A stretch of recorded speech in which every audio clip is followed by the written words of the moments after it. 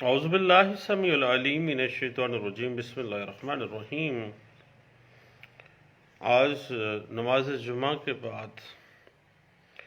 ایک دوست نے بڑا اچھا سوال کیا مسجد کے باہر کہ اگر ایگریمنٹ ٹو سیل میں فریڈولنٹ ایلیمنٹس پائے جاتے ہیں تو پھر اس کے حوالے سے ہمیں کچھ بتائیے۔ کچھ گپ شپ ہوئی تو بات اس طرح سے ہے، حضور کے ایک سیٹل پرنسپل آف لا ہے، کیوینٹ ایمپٹر، مشتری ہوشیار باش۔ کسی بھی چیز یا غیر منقولہ جائیداد کے خریدنے سے پہلے جو خریدار ہے اس کو ویجیلنٹ ہونا چاہیے، کیونکہ قانون کہتا ہے کہ مشتری ہوشیار باش، خریدنے والا ہوشیار رہے۔ اس کا سب سے پہلا قانونی فرض ہے کہ وہ اس پراپرٹی کے متعلق ہر طریقہ کار سے اطمینان کر لے، پھر وہ ایگریمنٹ ٹو سیل کی جانب آئے۔ اس بات کا اس کو یقین ہو جائے کہ جو پراپرٹی وہ پرچیز کرنے جا رہا ہے وہ ہر قسم کے نقاص سے، ہر قسم کے چارج سے بری الذمہ ہے، تو دین اپنی پوری تسلی کے بعد وہ اس پراپرٹی کا ایگریمنٹ ٹو سیل کرے، کیونکہ بیچنے والا جو بندہ ہے وہ تو اپنی پراپرٹی کو سیل کر رہا ہے، ہر اعتبار سے اس نے کرنا ہے، اس کا حل ہے، عاقل و بالغ ہے۔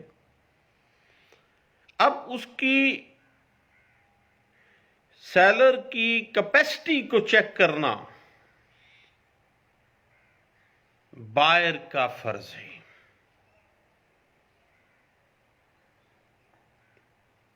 فرض کریں اگر وہ پراپرٹی خرید رہا ہے اور بعد میں پتہ چلتا ہے کہ سیلر جو ہے وہ تو کو شیئرر ہے اسی پراپرٹی کے اندر، یا بعد میں پتہ چلتا ہے اس کے ساتھ تو فراڈ ہو گیا ہے، اس پراپرٹی میں تو اس کا کوئی حصہ ہی نہیں ہے، تو بائر کی ذمہ داری ہے کہ وہ کیپیسٹی آف سیلر کو، اس پراپرٹی کے پروز اینڈ کانس کو، ہر چیز کو مد نظر رکھے، دین جا کے وہ ایگریمنٹ ٹو سیل کی طرف آئے۔ پھر وہ دیکھے کہ جو پراپرٹی وہ خریدنے جا رہا ہے وہ کسی قسم کے زیر بار تو نہیں ہے، چارج میں تو نہیں ہے،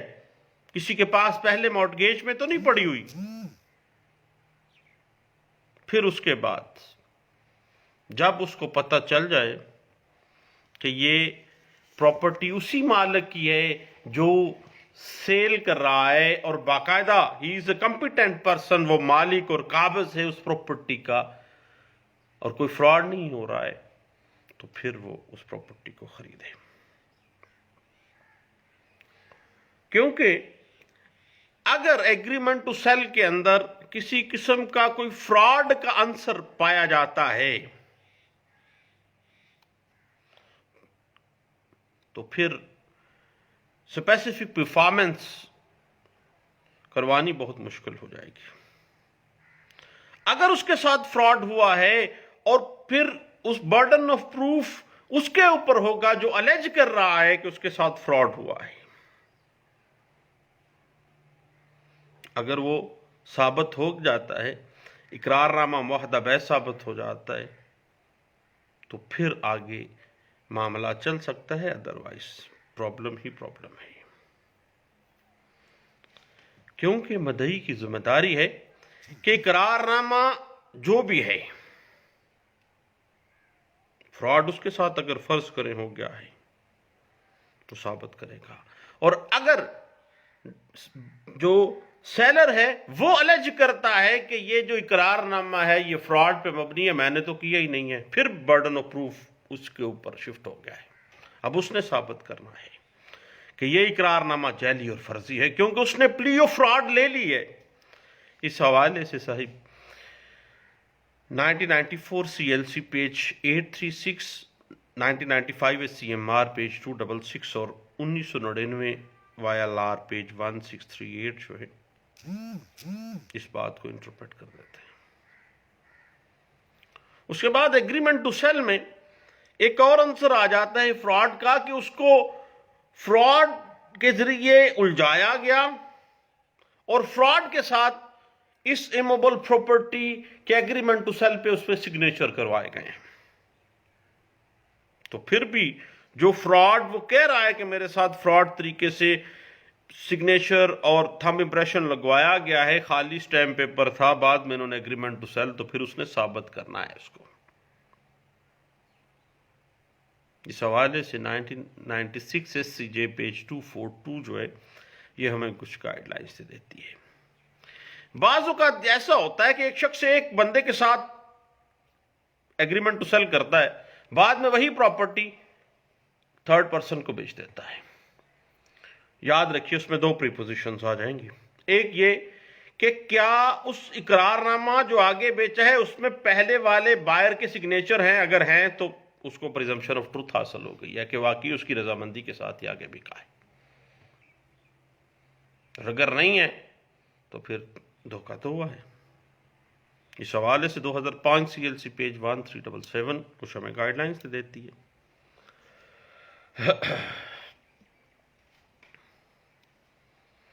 देखिए हजूर, इकरारनामे जाली भी बनते हैं। अब ये तो अदालत की अपनी मर्जी है कि वो देखेगी कि इसका मुआयना बजाते खुद उसका करके किसी नतीजे पे पहुंचा जा सकता है, या लाजमी तौर पर उसको किसी रिपोर्ट के लिए किसी एक्सपर्ट के पास भिजवाना जाना चाहिए या नहीं जाना चाहिए। जब आप बुनियादी तौर पे फ्रॉड का ही प्ली लेते हैं किसी भी सूरत में, दोनों पार्टीज में से कोई भी, तो फिर बात तो आ जाएगी शहादतों पे। और अगर विटनेसेस जो भी हैं, मार्शल विटनेसेस हैं या मुद्दा अलह पार्टी के विटनेसेस आ जाते हैं, उनकी बातों में तजाद है, प्रॉपर्टी की ट्रांजैक्शन के बारे डाउट है, हत्ता कि ये बात सामने आ जाती है कि जो एग्रीमेंट टू सेल में प्रॉपर्टी की कीमत रखी गई है वो भी कोई प्रॉपर नहीं है। मसलन प्रॉपर्टी 1 करोड़ रुपए की थी और लिखी 10 लाख रुपए की गई है। तो फिर क्या ऐसा स्पेसिफिक परफॉर्मेंस का दावा डिग्री हो सकता है? नहीं हो सकता है, क्योंकि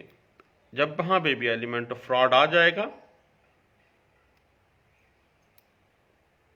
अब वो फ्रॉड को साबित भी तो करे।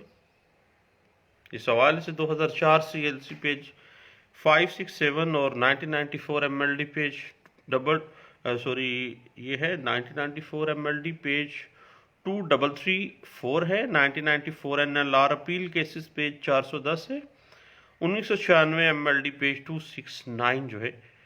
वो हमें इस हवाले से गाइडलाइन से देता है। उसके बाद बात आ जाती है कि बाज़ औक़ात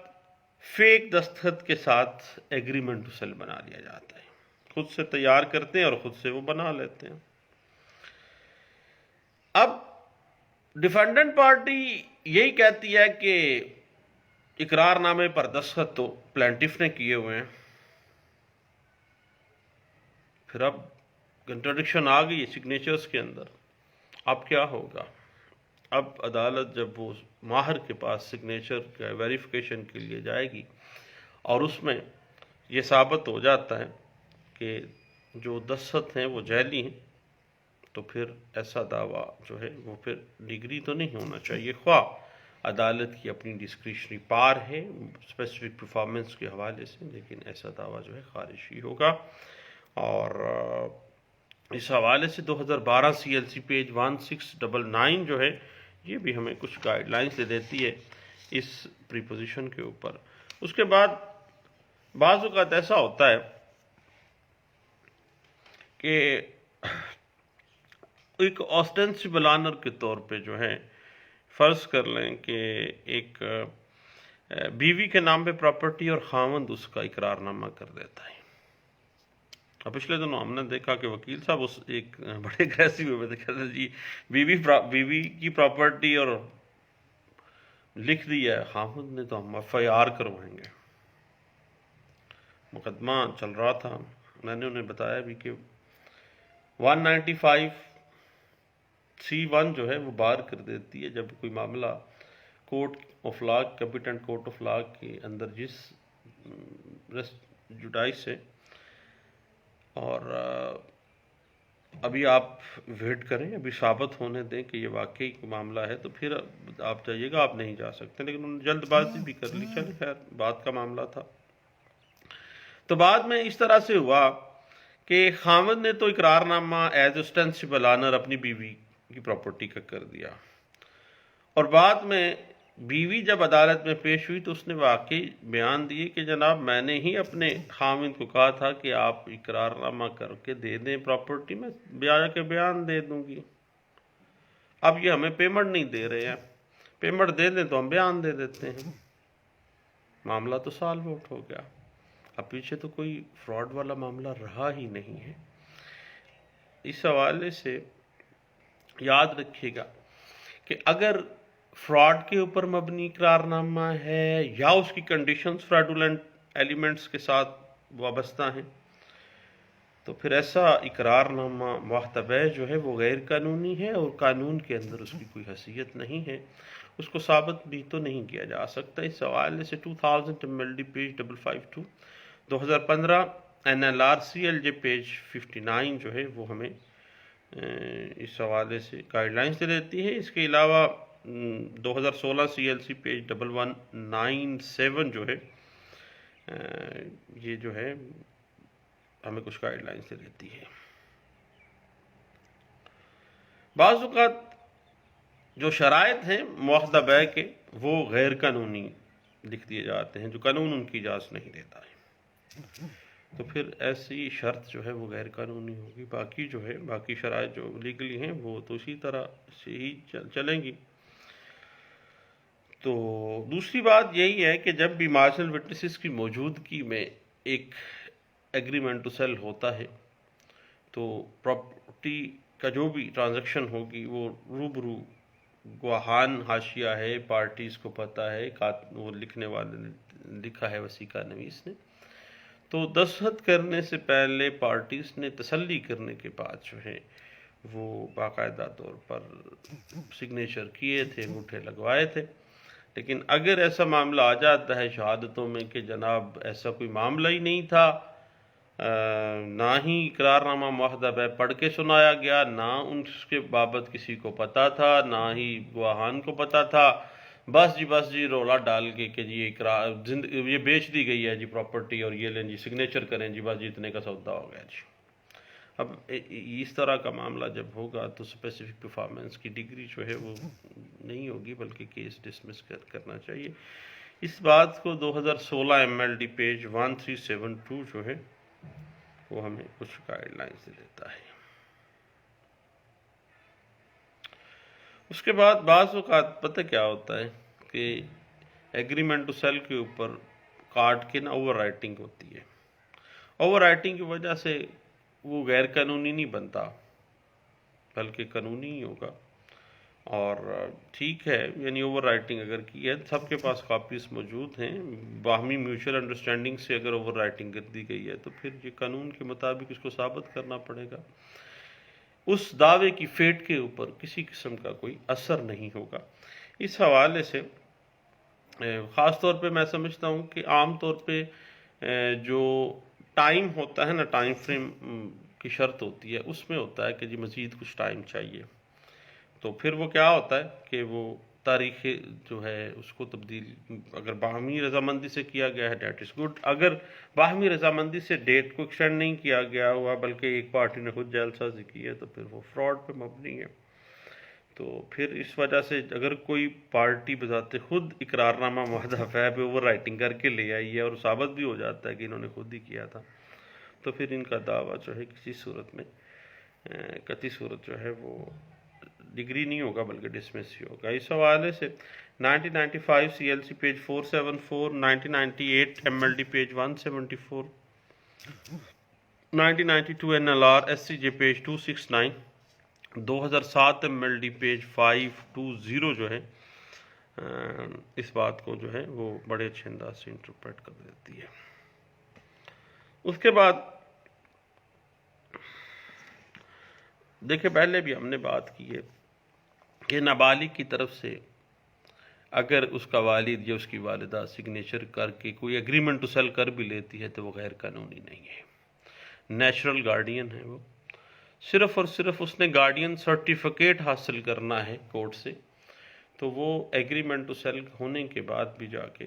وہاں پہ دعویٰ دائر کر کے ان پرسن اور اس پراپرٹی کی بابت جو اس نابالغ بچے کی تھی وہ کر سکتے ہیں۔ اگر ایسی کوئی پریپوزیشن آ جاتی ہے تو فراڈ نہیں ڈکلیئر کیا جا سکتا کہ فتویٰ لگا دیا جائے کہ جی نابالغ بچے کی پراپرٹی ماں نے بیچ دی ہے، باپ نے بیچ سکتا ہے۔ البتہ جو قانونی تقاضے ہیں وہ پورے کیے جائیں گے۔ اس حوالے سے 2011 SCMR پیج 921 میں سپریم کورٹ آف پاکستان نے اس بات کو بڑے اچھے انداز سے انٹرپریٹ کیا گیا تھا۔ اس سے پہلے PLD 1995 Peshawar high Court page 98 میں بھی اس بات کو انٹرپریٹ کیا گیا۔ 2018 YLR پیج 2691 میں اس بات کو انٹرپریٹ کیا گیا۔ البتہ بعض اوقات ایسا ہوتا ہے کہ نابالغ بچے کی طرف سے ایک ایگریمنٹ ٹو سیل کیا جاتا ہے، تو دیکھیں نابالغ بچہ کمپیٹنٹ ہی نہیں ہے، کمپیٹنٹ سیلر تو نہیں ہے، اس کی طرف سے کسی نہ کسی نے، گارڈین نے، اس کے نیکسٹ فرینڈ نے آنا ہے آگے، اور البتہ جو ہے وہ ایسا اقرار نامہ جو بچہ لکھ کے دے گا، نابالغ لکھ کے دے گا، وہ ناجائز ہے۔ بے شک وہ بچہ بالغ ہونے کے بعد بھی پھر آ کے کہے کہ جی میں جب چھوٹا تھا نا تو میں نے یہ اقرار نامہ کیا تھا، تو پھر دیکھیں ایسا نہیں ہے، بلکہ وہ اقرار نامہ جو ہے وہ فل آف لکوناز ہے، غیر قانونی کے زمرے میں تو میں اس کو اتنا تو نہیں کہوں گا، لیکن بہت زیادہ ریگولیرٹیز ہیں، اور قانون کی نظر میں ایسا اقرار نامہ مواخذہ بیچ جو ہے اس کی کوئی حیثیت نہیں ہے، اور اس کی بنیاد پہ اگر آپ کہیں کہ نابالغ کے خلاف آپ ڈگری لے لیں تو یہ تو ویسے ہی یہ کسی معاملے میں آتا نہیں ہے جی۔ تو اس حوالے سے میں آپ کو کہوں گا کہ 2018 YLR پیج 2691 ہے، اور 1998 PLJ Lahore high Court page 1168 ہے، 2011 SCMR پیج 837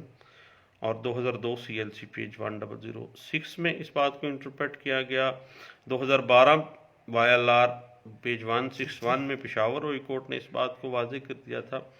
کہ نابالغ کی طرف سے اگر کوئی اقرار نامہ ہے تو وہ بھائی ویسے ہی اس کی قانون میں کوئی حیثیت نہیں ہے، پہلے وہ بالغ ہوتا تو پھر ہوتا، حتیٰ کہ وہ بالغ ہونے کے بعد بھی وہ مان جاتا ہے کہ جی میں نے اقرار نامہ کیا، پھر بھی وہ ناجائز ہے، قانون میں اس کی کوئی حیثیت نہیں ہے، کیونکہ نابالغ نہ معاہدہ کر سکتا ہے نہ اپنی پراپرٹی کو ٹرانسفر کر سکتا ہے۔ اور ایسے اقرار نامہ معاہدہ بیع جو بچے کی طرف سے کروا لیا آپ نے، اس کی کوئی حیثیت نہیں ہے۔ اور حتیٰ کہ پچھلے دنوں ہم نے دیکھا کہ کوئی پراپرٹی ڈیلر بڑا سیانا تھا، اس نے بچے کی پراپرٹی بچے سے ایگریمنٹ ٹو سیل کروایا، اس میں اس کے والد کے انگوٹھا لگوایا، اس نے کہا پڑھ پاؤ پیو ہے، تو بچہ جو تھا وہ 8ویں کلاس کا اسٹوڈنٹ تھا۔ تو پھر اس طرح کی جو ایگریمنٹ ٹو سیل ہے قانون کی نظر میں اس کی کوئی حیثیت نہیں ہے۔ بعد میں خواہ وہ بعد نابالغ جو ہے وہ بالغ ہو کے بھی قرار کر لے، پھر بھی قانون میں جو ہے وہ ایسا نہیں ہے، قانون میں اس کی کوئی حیثیت نہیں ہے۔ اور اس حوالے سے جو بنیادی لا ہمیں ملتا ہے جہاں پہ پرنسپلز کچھ ڈکلیئر کیے گئے تھے، وہ ہے 1936 جو چیف کورٹ تھی مدراس کی، اس نے اس بات کو انٹرپریٹ کیا گیا۔ 1936 All India Reporter Madras High Court page 140 میں، اس کے بعد 2019 CLC پیج 4948 میں، 2014 YLR پیج 161 میں، 2002 YLR پیج 161 کے علاوہ 2012 YLR پیج 161 ہے، 1993 NLR پیج 242 ہے، 2000 CLC پیج ہے 4۔ اور بعض اوقات پتہ کیا ہوتا ہے کہ نابالغ کے حق میں اقرار نامہ معاہدہ بیع جو ہے وہ کروایا جاتا ہے۔ تو اب معاملہ یہ ہے کہ نابالغ میں اقرار کے حق میں اگر کوئی ایگریمنٹ ٹو سیل کروایا جا سکتا ہے تو قانون کے مطابق درست ہے، عمل درآمد بھی ہو سکتا ہے۔ البتہ یاد رکھیے گا کہ کوئی بھی اقرار نامہ اس نابالغ کے مفاد کے خلاف قابل عمل نہیں ہے۔ اگر نابالغ کے مفاد میں ہے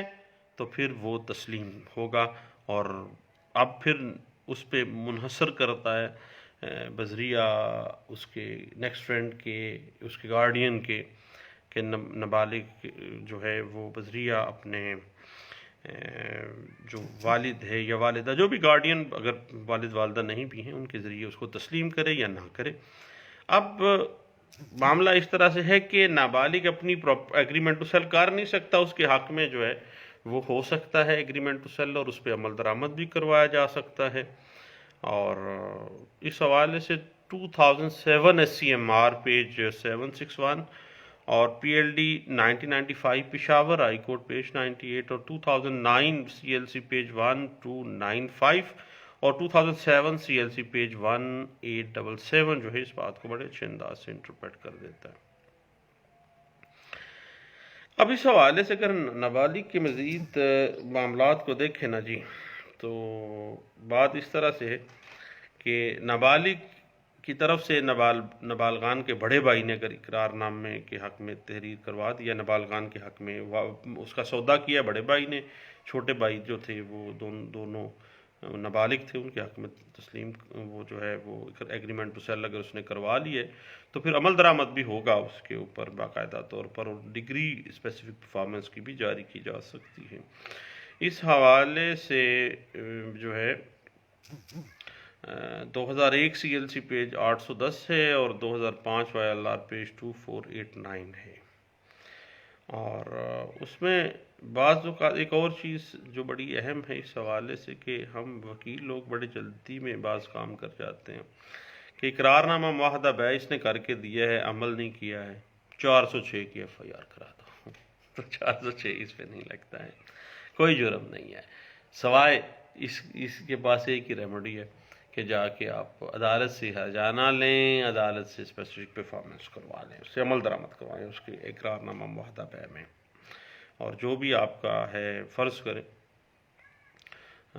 زر بیان بما ہرجا و ہرجا آپ محسوس کرتے ہیں آپ کے ساتھ فراڈ ہوا تو آپ واپس بھی لے سکتے ہیں، آپ مستحق ہیں آپ اس کے۔ تو اگر فرض کریں مدعی نے بذات خود جو ہے اقرار نامہ معاہدہ بیع کی شرائط سے ڈیویٹ کر جاتا ہے، بعض اوقات مدعی بھی ہوشیار ہوتے ہیں، وہ کیا کرتے ہیں کہ ٹائم بڑھانے کے لیے نا خود سے ساری ڈرامے بازی کرنی شروع کر دیتے ہیں، تو پھر ایسا دعویٰ جو ہے وہ خارج ہی ہوگا۔ اس حوالے سے 2002 PLJ supreme court of Pakistan page 1173 اور 2008 جو ہے 2017 PLJ Lahore high Court page 515 ہے۔ تو اب بات اس طرح سے ہے صاحب کہ اقرار نامہ معاہدہ بیع جو ہے وہ جب بھی عدالت میں لانا ہے تو